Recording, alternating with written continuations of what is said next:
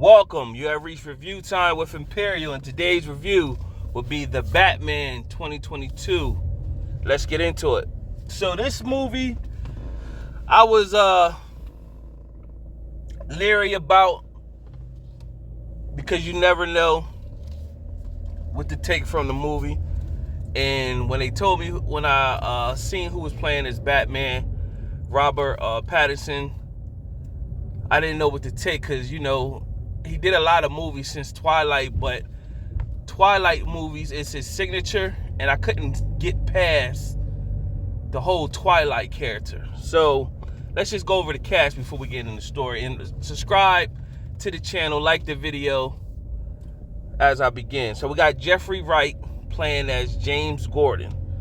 We have John Turturro plays as Carmine Falcone. Zoe Kravitz plays as Selene Kyle, which is Catwoman. We have Paul Dano plays as the Riddler, and Colin Farrell plays as the Penguin. And I didn't know that the whole time. I seen a whole nother person. For him to be Colin Farrell to play as the Penguin, they did a good job with that costume for him. But nevertheless, back to the story. Robert Pattinson pulled this off, man.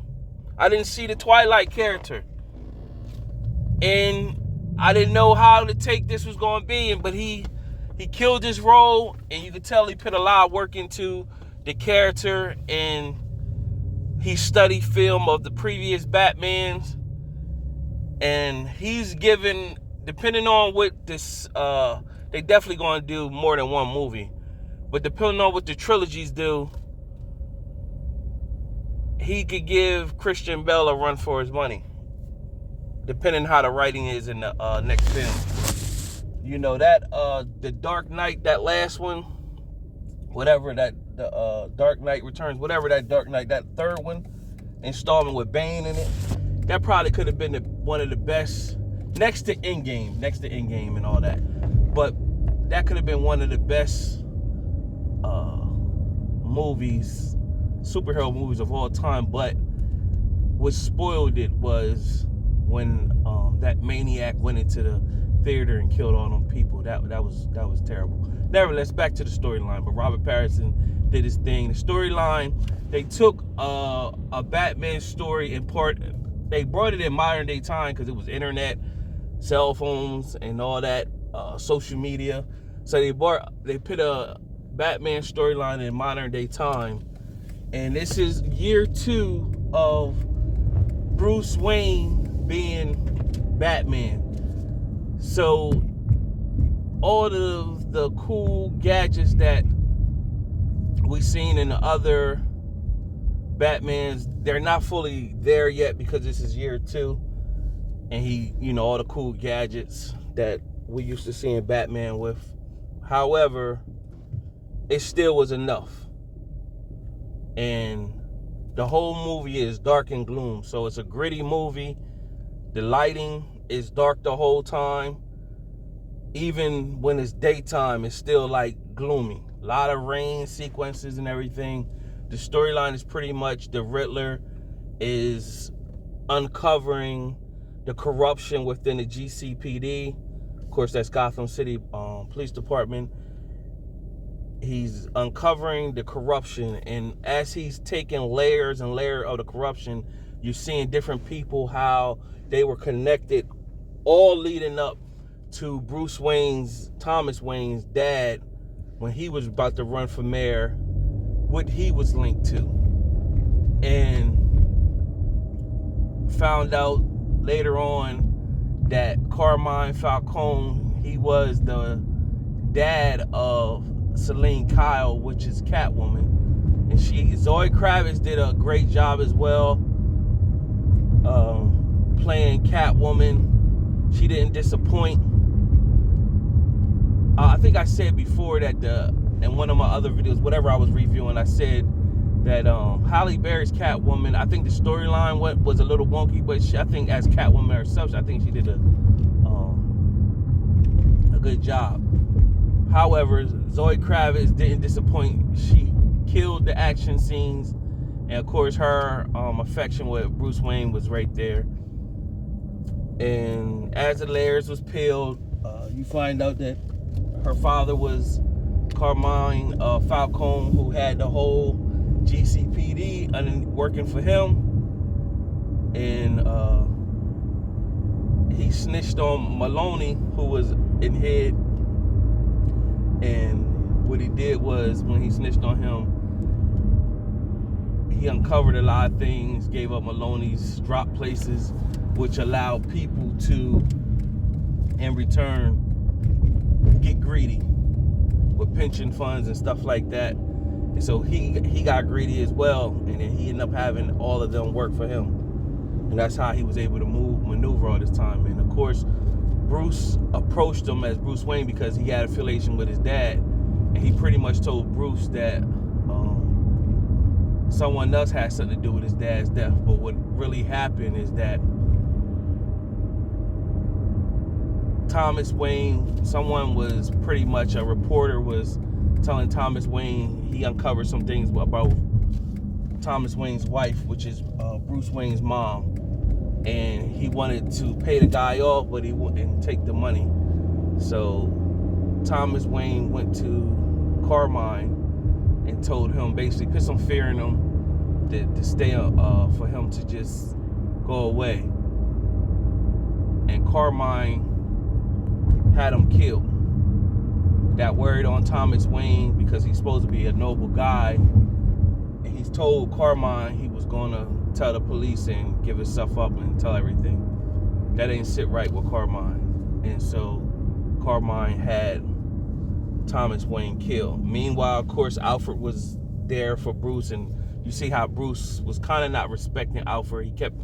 He respected him, but kept telling him he's not his father, or he's really not family, until Alfred almost got blown up by some C4, and then he start feeling it that pretty much Alfred understands that he's not his dad, but Bruce needed a father figure. He tried to do the best he could. So at that moment, you see Bruce is starting to understand that, he might not biologically, but that's still family right there. He was there for you in moments where you needed him growing up. So the Riddler is peeling back, and you find out all of this, and the Riddler finally kind of gives himself up in a sense, so he gets locked up, placed in Arkham. He has one finale where he sets bombs off around the borders of Gotham City, which allows Gotham City to flood. And of course, Batman has one last heroic moment at the garden, helping the people, fighting villains and everything like that. And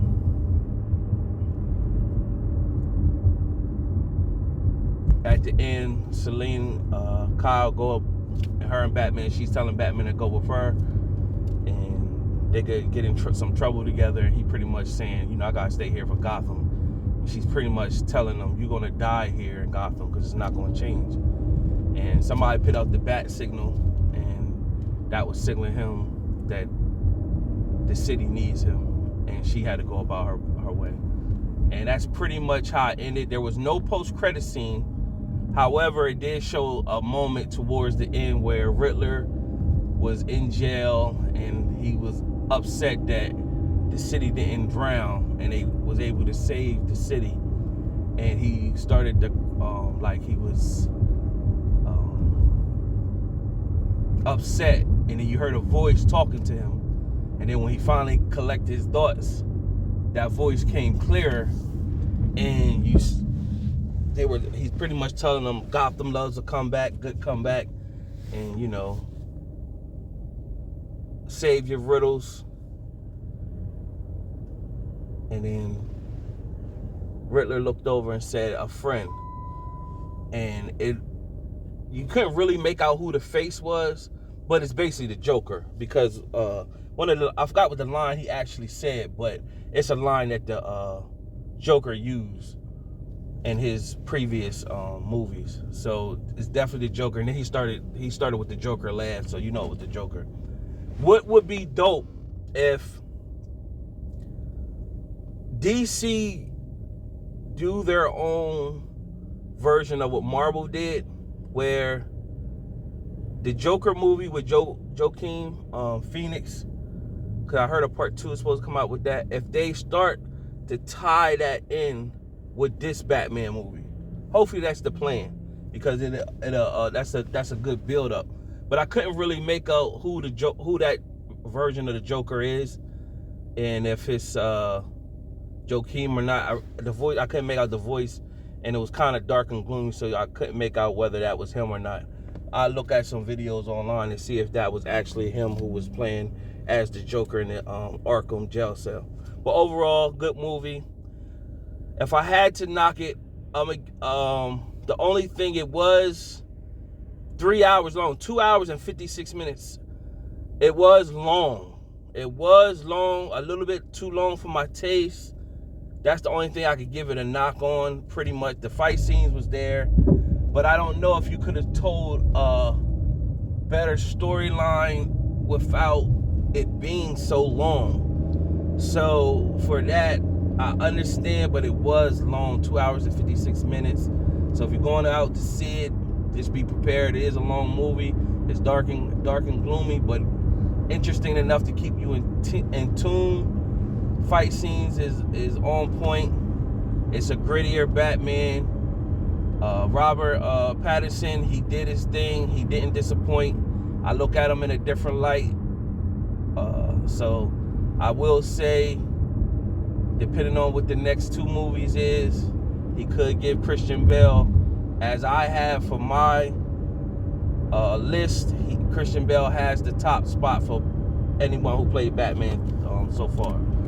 However, Robert Pattinson, depending on what these next 2 movies look like, can give him a run for his money. But I end this with my 4-star rating system. I would give this movie a 3.5 out of 4 stars. There ain't nothing bad I can say about it, but it was too long. So I give it a 3.5 out of 4 stars. Subscribe to the channel, like the video, comment. Tell me what you think of the movie if you watched it. Till next time.